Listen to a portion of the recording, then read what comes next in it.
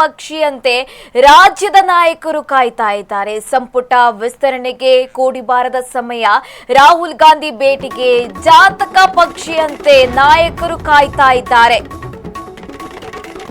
ರಾಹುಲ್ ಗಾಂಧಿ ಭೇಟಿಗೆ ರಾಜ್ಯದ ನಾಯಕರು ಜಾತಕ ಪಕ್ಷಿ ಅಂತ ಕಾಯ್ತಾ ಇದ್ದಾರೆ. ಕಳೆದ 3 ರಿಂದ 4 ದಿನಗಳಿಂದ ದೆಹಲಿಯಲ್ಲಿಯೇ ವಾಸ್ತವ್ಯ ಹೂಡಿದ್ದಾರೆ. ದೆಹಲಿಯಲ್ಲಿ ವಾಸ್ತವ್ಯ ಹೂಡಿದ್ರು ರಾಹುಲ್ ಗಾಂಧಿ ಕೈಗೆ ಸಿಗ್ತಾ ಇಲ್ಲ. ಡಿಕೆ ಬಿಕೆ ಸಿದ್ದು ಜೊತೆ ಮಂತ್ರಿಗಿರಿಗೆ ಕೂಡ ಇಲ್ಲಿ ಆಕಾಂಕ್ಷಿಗಳು ಕೂಡ ಕಾಯ್ತಾ ಇದ್ದಾರೆ. ನಿನ್ನೆ ಮಲ್ಲಿಕಾರ್ಜುನ್ ಖರ್ಗೆ ನಿವಾಸದಲ್ಲಿ ಸಭೆ ನಿಗದಿಯಾಗಿತ್ತು. ಲೋಕಸಭಾ ಅಧಿವೇಶನ ಹಾಗೂ ಇತರೆ ಕಾರಣಕ್ಕೆ ಸಭೆ ದಿಢೀರ್ ರದ್ದಾಗಿರುವಂತದ್ದು.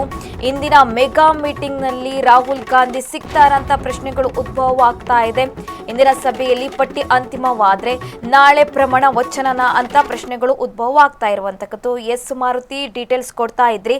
ಒಂದು ವೇಳೆ ಇವತ್ತು ರಾಹುಲ್ ಗಾಂಧಿಯವರು ರಾಜ್ಯದ ನಾಯಕರ ಜೊತೆ ಚರ್ಚೆ ನಡೆಸಿದ್ರೆ ನಾಳೆ ಪ್ರಮಾಣ ವಚನ ಫಿಕ್ಸ್ ಅಂತ ಪ್ರಶ್ನೆಗಳು ಉದ್ಭವ ಆಗ್ತಾ ಇರುವಂತದ್ದು.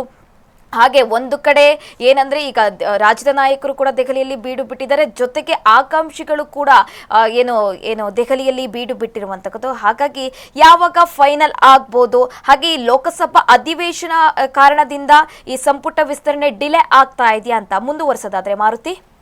ಸುರಭಿ, ಹೌದು. ಯಾಕೆ ಲೋಕಸಭೆಯಲ್ಲಿ ಈಗಾಗಲೇ ನೀಟ್ ಎಕ್ಸಾಮ್ ಕುರಿತು ಸಾಕಷ್ಟು ಚರ್ಚೆಗಳಾಗ್ತಿದೆ. ವಿಪಕ್ಷ ಮತ್ತು ಆಡಳಿತ ಪಕ್ಷದ ನಡುವೆ ಚರ್ಚೆ ಕೂಡ ಆಗ್ತಾ ಇರೋದ್ರಿಂದ ಅದರಲ್ಲಿ ಎಲ್ಲ ಅಂದ್ರೆ ಕಾಂಗ್ರೆಸ್ ಹೈಕಮಾಂಡ್ ನಾಯಕರು ಬ್ಯುಸಿ ಆಗಿರೋದ್ರಿಂದ ರಾಜ್ಯ ನಾಯಕರ ಭೇಟಿಗೆ ಅವಕಾಶ ಸಿಕ್ಕಿಲ್ಲ. ಕಳೆದ 4 ದಿನಗಳಿಂದಲೂ ಕೂಡ ಜಾತಕ ಪಕ್ಷಿಯಂತೆ ರಾಹುಲ್ ಗಾಂಧಿ ಮತ್ತು ಮಲ್ಲಿಕಾರ್ಜುನ್ ಖರ್ಗೆ ಭೇಟಿಯಾಗಕ್ಕೆ ಸತತ ಪ್ರಯತ್ನ ಮಾಡಿದ್ರು ಕೂಡ ರಾಹುಲ್ ಗಾಂಧಿ ಅವರ ಭೇಟಿ ಅವಕಾಶ ಸಿಕ್ತಿಲ್ಲ. ಒಂದ್ ವೇಳೆ ರಾಹುಲ್ ಗಾಂಧಿ ಅವರು ಭೇಟಿಗೆ ಅವಕಾಶ ಕೊಟ್ಟಿದ್ದೆ ಆದರೆ ಇವತ್ತು ಎಲ್ಲವೂ ಕೂಡ ಸಂಪೂರ್ಣವಾಗಿ ಚರ್ಚೆ ಆಗುತ್ತೆ.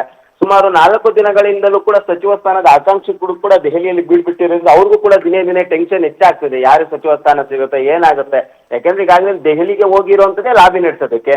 ಕಳೆದ 4 ದಿನಗಳಿಂದಲೂ ಲಾಬಿಗಳನ್ನ ನಡೆಸ್ತಾ ಇದ್ರು ಕೂಡ ಹೈಕಮಾಂಡ್ ನಾಯಕರು ಅವಕಾಶ ಕೊಡ್ತಾ ಇಲ್ಲ ಎಂಬ ಅಸಮಾಧಾನ ಕಾಂಗ್ರೆಸ್ ನಾಯಕರಲ್ಲೂ ಕೂಡ ಇದೆ. ಹೀಗಾಗಿ ಇವತ್ತೇನಾದ್ರು ಭೇಟಿಗೆ ಅವಕಾಶ ಸಿಕ್ಕಿದ್ದೆ ಆದಲ್ಲಿ ಎಲ್ಲವೂ ಕೂಡ ಸಂಪೂರ್ಣವಾಗಿ ಚರ್ಚೆ ಆಗುತ್ತೆ. ಒಂದು ಹಂತಕ್ಕೆ ಪಟ್ಟಿ ಕೂಡ ಫೈನಲ್ ಆಗುವ ಸಾಧ್ಯತೆ ಇರುವಂತದ್ದು. 20 ಜನರ ಒಂದೇ ಬಾರಿ ಆಯ್ಕೆ ಮಾಡುವ ಸಾಧ್ಯತೆ ಕೂಡ ರಾಹುಲ್ ಗಾಂಧಿ ಅಂತ ಇರೋದ್ರಿಂದ ಇದರಿಂದಾಗಿ ಯುವಕರಿಗೆ ಹೆಚ್ಚಿನ ಆದ್ಯತೆ ಕೂಡ ಕೊಡಬೇಕು ಅಂತ ಏನ್ ಚರ್ಚೆ ಇದೆ ಅದೆಲ್ಲವಕ್ಕೂ ಕೂಡ ಒಂದು ಅವಕಾಶಗಳು ಸಿಗುತ್ತೆ.